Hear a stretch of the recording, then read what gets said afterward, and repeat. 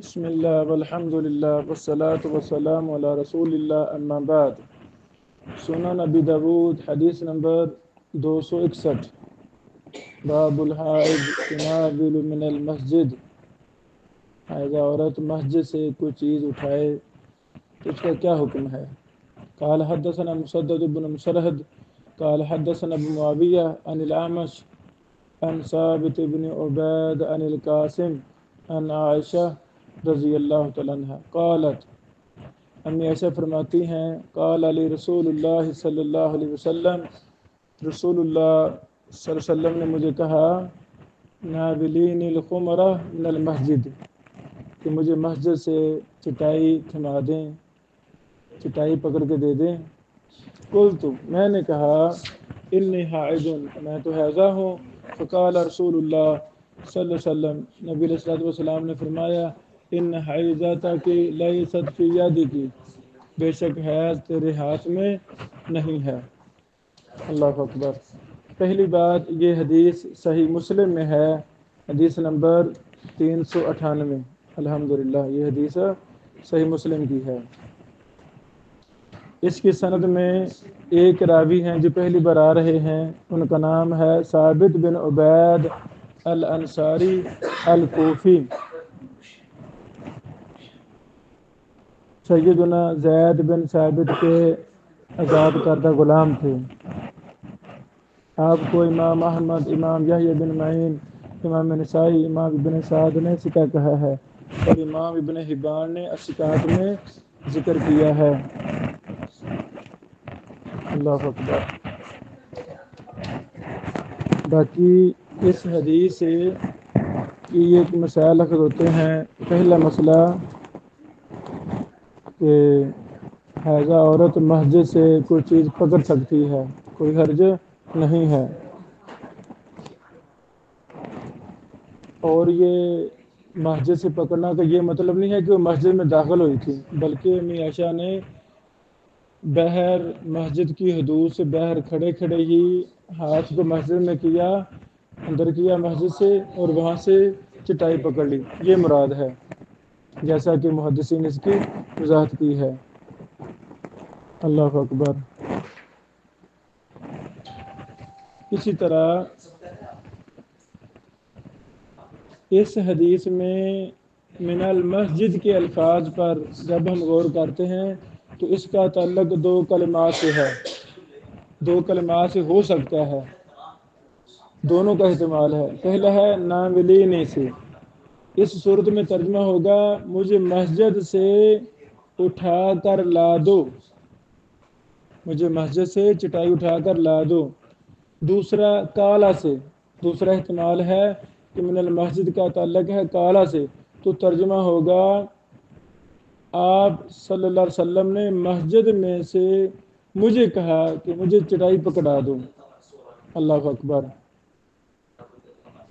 تو خلاصہ یہی ہے، حیضہ عورت یا جنبی انسان اگر ہاتھ لمبا کر کے مسجد سے کوئی چیز اٹھائے یا رکھے تو جائز ہے، اور حالت حیض میں یہ بھی ثابت ہوا کہ اس کے ہاتھوں میں ناپاکی نہیں ہے، اور دیگر جسم جہاں وہ لگتا ہے، یا حیضہ عورت کسی سے مصافحہ کرتی ہے، یہ نہیں مطلب دوسری بھی ناپاک ہو جائے گی، یہ مطلب نہیں ہے۔ بعض کیا ہے، جو بات معروف ہے کہ عورت کا پراندہ بھی ناپاک ہے، سارے کپڑے بھی ناپاک، یہ ایسی باتیں غلط ہیں۔ حیضہ عورت آٹا بھی گوندھ سکتی ہے، سارے کام گھر کے کر سکتی ہے۔ ہاں، جو منع ہے وہ نماز منع ہے، روزہ نہیں رکھ سکتی، بیت اللہ کا طواف نہیں کر سکتی، اور میاں بیوی تعلقات قائم نہیں کر سکتے۔ سنن ابی داود حدیث نمبر 262۔ باب فی الحائض لا تقضی الصلاۃ، حیضہ عورت ایام حیض کی نمازوں کی قضا نہیں دے گی، روزوں کی قضا دے گی اگر روزے چھوٹ گئے ہیں، لیکن نمازوں کی قضا نہیں دے گی۔ قال حدثنا موسى بن اسماعیل قال حدثنا وهيب قال حدثنا ایوب عن ابی قلابہ عن معاذۃ قالت ان امرأة سألت عائشہ، ایک عورت نے امی عائشہ صدیقہ رضی اللہ عنہ سے سوال کیا، اتقضی الحائض الصلاۃ، شکریہ شیخ،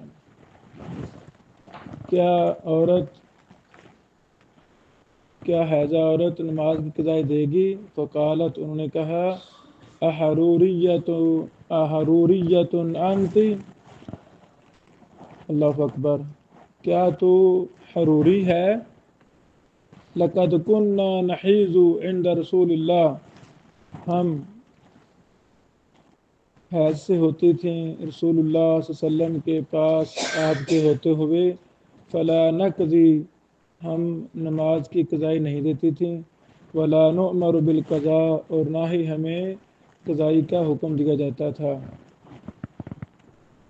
یہ حدیث صحیح مسلم کی ہے، 325 نمبر حدیث، اور صحیح بخاری میں بھی ہے 321 نمبر حدیث۔ الحمدللہ، واضح حدیث ہے، لہذا عورت نماز کی قضائی نہیں دے گی۔ خوارج کو حرورہ مقام کی طرف نسبت کرتے ہوئے حروری بھی کہتے ہیں، یہ خارجی لوگوں کو، خوارج کو، کیونکہ انہوں نے سیدنا علی رضی اللہ تعالیٰ عنہ کے خلاف خروج کے بعد سب سے پہلا اجتماع فتنہ فساد برپا کرنے کے لیے ان گمراہ لوگوں نے پہلا اجتماع، پہلا کٹ مقام حرورہ میں کیا تھا۔ یہ جگہ کوفہ کے قریب ہے۔ وہ حیضہ کے لیے ایام حیض کی چھوڑی ہوئی نمازوں کی قضاء کے قائل بھی تھے۔ انا للہ، یعنی یہ لوگ کہتے تھے کہ ایام حیض میں جو عورتوں نے نمازیں چھوڑی ہیں ان کی قضاء دے گی، حالانکہ یہ باطل نظریہ ہے، قرآن و حدیث کے خلاف ہے یہ۔ اللہ اکبر۔ حدیث نمبر 263، قال حدثنا الحسن بن عمرو قال اخبرنا سفیان یعنی بن عبد الملک عن ابن المبارک عن معمر عن ایوب عن معاذة العدویہ عن عائشہ بهذا الحدیث۔ قال ابو داود وزاد فیہ، اس میں انہوں نے یہ اضافہ کیا ہے، فنؤمر بقضاء الصوم، ہمیں روزوں کی قضائی کا حکم دیا جاتا تھا، ولا نؤمر بقضاء الصلاۃ، اور نماز کی قضائی کا حکم نہیں دیا جاتا تھا۔ یہ بھی حدیث صحیح مسلم اور صحیح بخاری کی ہے، حدیث نمبر 335، اور صحیح بخاری حدیث نمبر 321۔ الحمدللہ۔ حدیث نمبر 262 میں پہلی بار جو راوی آ رہے ہیں وہ دو ہیں۔ پہلے ہیں ابو قلابہ، پورا نام ابو قلابہ عبداللہ بن زید بن عمر، ابو قلابہ الجرمی البصری، آپ کو امام ابن سعد نے کہا کان ثقۃ کثیر الحدیث، اور امام مجلی وغیرہ نے آپ کو ثقہ کہا ہے۔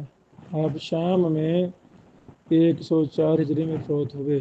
معاذہ بنت عبداللہ العدویہ البصریہ، دوسری راویہ معاذہ بنت عبداللہ العدویہ البصریہ ہیں، امی عائشہ صدیقہ رضی اللہ عنہ کی شاگردہ ہیں۔ امام ابن معین نے کہا ثقۃ حجۃ، اور امام ابن حبان نے آپ کو ثقات میں ذکر کیا ہے، اور امام ابن حبان نے کہا ہے کانت من العابدات، عبادت گزار عورتوں میں سے یہ تھیں۔ اللہ اکبر۔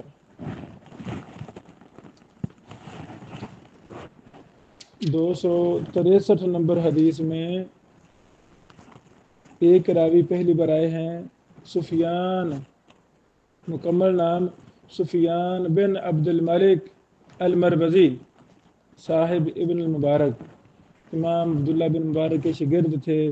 امام یہ سفیان بن عبد الملک المروزی رحمہ اللہ،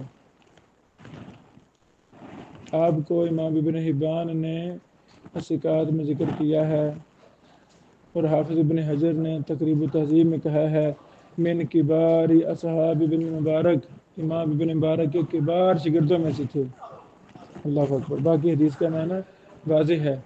امام ابو داؤد رحمہ اللہ حدیث نمبر 262 کی ایک دوسری سند لا کر وہ اضافہ کو ثابت کرنا چاہتے تھے جو 263 لائے ہیں کہ فنو مر بقضاء سومی ولا نو مر بقضاء صلاح۔ الحمدللہ، یعنی حیضہ عورت نماز کی قضائی نہیں دے گی، روزوں کی قضائی دے گی۔ بارک اللہ فیکم۔ السلام علیکم ورحمۃ اللہ وبرکاتہ۔ سنن نبی داود حدیث نمبر 264 باب فی اتیان الحائض، حیضہ سے مجامعت کا مسئلہ۔ قال حدثنا مسدد قال اخبرنا يحيى عن شعبة قال حدثني الحكم عن عبد الحميد بن عبد الرحمن عن مقسم عن ابن عباس رضي الله عنهما عن النبي صلى الله عليه وسلم في الذي يأتي امرأته وهي حائض۔ ابن عباس نے رسول اللہ صلی اللہ علیہ وسلم سے اس شخص کے بارے میں جو اپنی بیوی سے حالت حیض میں مجامعت یعنی ہم بستری کرتا ہے، اس کے بارے میں روایت کیا ہے کہ آپ صلی اللہ علیہ وسلم نے فرمایا یتصدق بدینار اور نصف دینار، کہ وہ 1 دینار صدقہ کرے گا یا آدھا دینار۔ اللہ اکبر۔ یہ حدیث نقل کرنے کے بعد امام ابو داود مزید فرماتے ہیں قال ابو داود هكذا الروایہ الصحیحہ قال دینار او نصف دینار وربما لم يرفعه شعبہ، کہ صحیح روایت ایسے ہی ہے کہ 1 دینار یا آدھا دینار۔ اللہ اکبر۔ لیکن شعبہ اس روایت کو بعض دفعہ مرفوع نہیں بیان کرتے تھے، بلکہ سیدنا ابن عباس رضی اللہ تعالیٰ عنہ پر موقوف کر دیتے تھے۔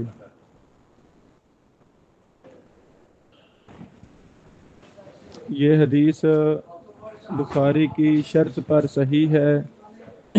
اس کو امام حاکم نے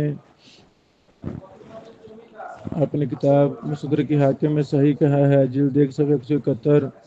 اسی طرح امام ابن القطان نے بیان الوہم والاوہام میں صحیح کہا ہے، رقم الحدیث 2468۔ اور ابن دقیق، ابن ترکمانی حنفی اور حافظ ابن حجر اسقلانی رحمہ اللہ نے بھی اس کو صحیح کہا ہے۔ الحمدللہ۔ امام احمد بن حنبل رحمہ اللہ نے فرمایا اسی حدیث کے بارے میں کہ عبد الحمید کی یہ حدیث کس قدر اچھی ہے۔ اللہ اکبر۔ یعنی یہ حدیث الحمدللہ صحیح ہے۔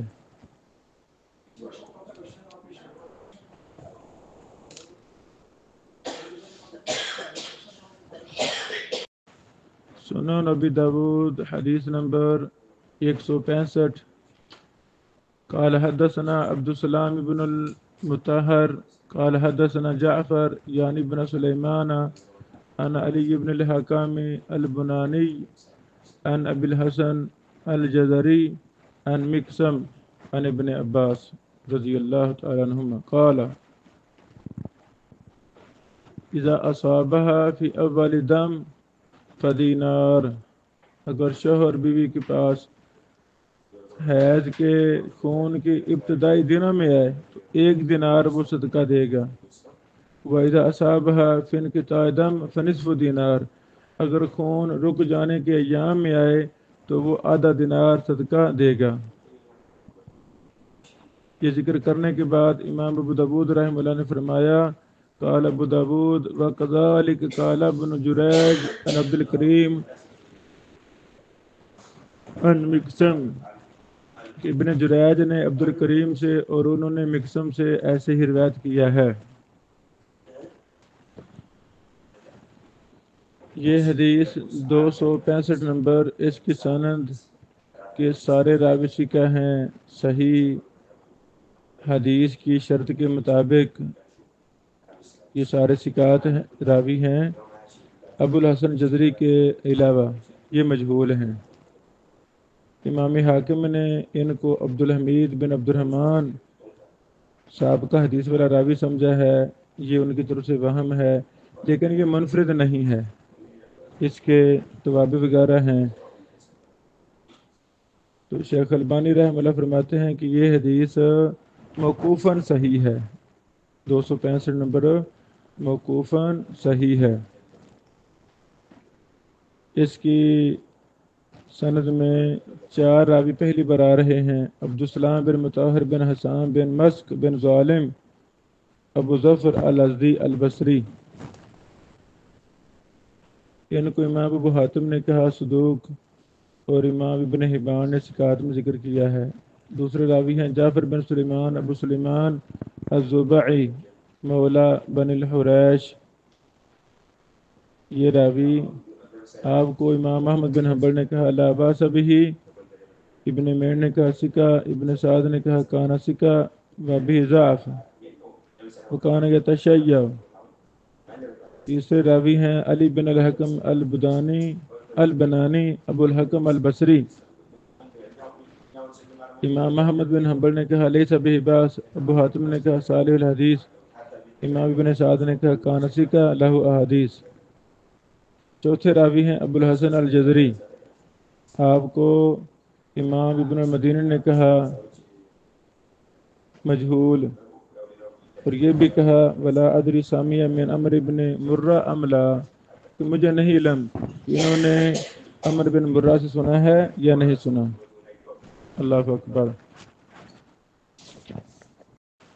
264 نمبر حدیث میں 2 راوی پہلی بار آئے ہیں: عبد الحمید بن عبد الرحمن بن زید بن الخطاب الحاشمی العدوی ابو عمر المدنی۔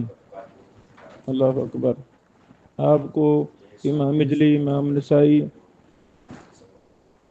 وغیرہ نے ثقہ کہا ہے، اور ابن حبان نے ثقات میں ذکر کیا ہے۔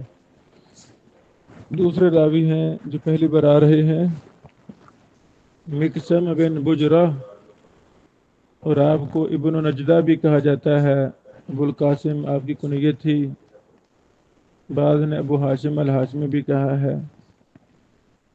آپ کو امام ابو حاتم رازی نے کہا صالح الحدیث لا باس بہ، اور امام احمد بن صالح مصری نے کہا ثقۃ ثابت لا شک فی، امام مجلی نے کہا مکی تابعی ثقۃ، اور یعقوب بن سفیان اور دارقطنی نے کہا ثقہ۔ الحمدللہ۔ سنن ابی داود حدیث نمبر 266۔ قال حدثنا محمد بن سیاح البزاز قال حدثنا شریک عن خسیف عن مقسم عن ابن عباس عن النبی صلی اللہ علیہ وسلم قال اذا بقى الرجل بأهله، جب کوئی آدمی اپنی بیوی کے پاس جائے، اس پر واقع ہو جائے، مطلب جماع کر بیٹھے، وہی حائض، اس حال میں کہ وہ حیضہ ہو، فَلْيَتَصَدَّقْ بِنِصْفِ دینار، اسے چاہیے کہ آدھا دینار صدقہ کرے۔ قال ابو داود وَقَدَ قال علی بن بزیمہ عن مقسم عن النبی مرسلا، اسی طرح علی بن بزیمہ نے مقسم سے، وہ نبی علیہ الصلوۃ سے مرسل بیان کرتے ہیں۔ وَرَوَى الْأَوْزَاعِيُّ عن یزید بن ابی مالک عن عبد الحمید بن عبد الرحمن عن النبی صلی اللہ علیہ وسلم قال امرہ ان یتصدق بخمسy دینار وہذا موزل۔ اللہ اکبر۔ اوزائی نے یزید بن نبی مالک سے، انہوں نے عبد الحمید بن عبد الرحمن سے، انہوں نے نبی علیہ السلام سے روایت کی، آپ نے حکم دیا کہ وہ 1 دینار کا 2/5 صدقہ کرے، 2/5 صدقہ کرے، مگر یہ سند موزل ہے۔ موزل کسے کہتے ہیں؟ جس میں یکے بعد دیگرے کٹھے 2 راوی ساکت ہوں۔ اللہ اکبر، یہ موزل ہے۔ تو یہ ساری روایات امام ابو داود ایک ہی باب کے تحت لائے ہیں، کہ جو ابھی ہم نے پڑھی ہے 266 یہ بھی ضعیف ہے. 266 نمبر اس کا سبب ضعف شریک راوی ہے وہ خصیف سے بیان کر رہے ہیں اور دونوں ہی صحیح الحفظ ہیں. خصیف یہ پہلی دفعہ آ رہے ہیں. خصیف بن عبد الرحمن الجزری ابو عون الحرانی الخضرمی. آپ سیدنا عثمان بن عفان رضی اللہ تعالیٰ عنہ کے ذات کردہ غلام تھے. امام احمد بن حنبل نے کہا لیسا بحجہ ولا قوی فی الحدیث، اور ایک مرتبہ کہا شدید الاضطراب فی المسند. امام ابن معین ابو زرع اور احمد بن عبداللہ الجلی نے کہا سکا. امام ابو حاتم رازی نے کہا صالح تھے لیکن یہ خلط ملط باتیں کر جاتے تھے اور ان کے برے حافظے پر انہوں نے ابو حاتم نے کلام کیا. آپ 137 ہجری میں فوت ہوئے. الحمدللہ اس کے ساتھ ہمارا یہ باب مکمل ہوا. بہرحال یہ ایک اہم مسئلہ ہے کہ اگر ایسے صورتحال پیش آ جائے تو اس کا کفارہ ہے. توبہ بھی ہے، اللہ سے معافی مانگی جائے.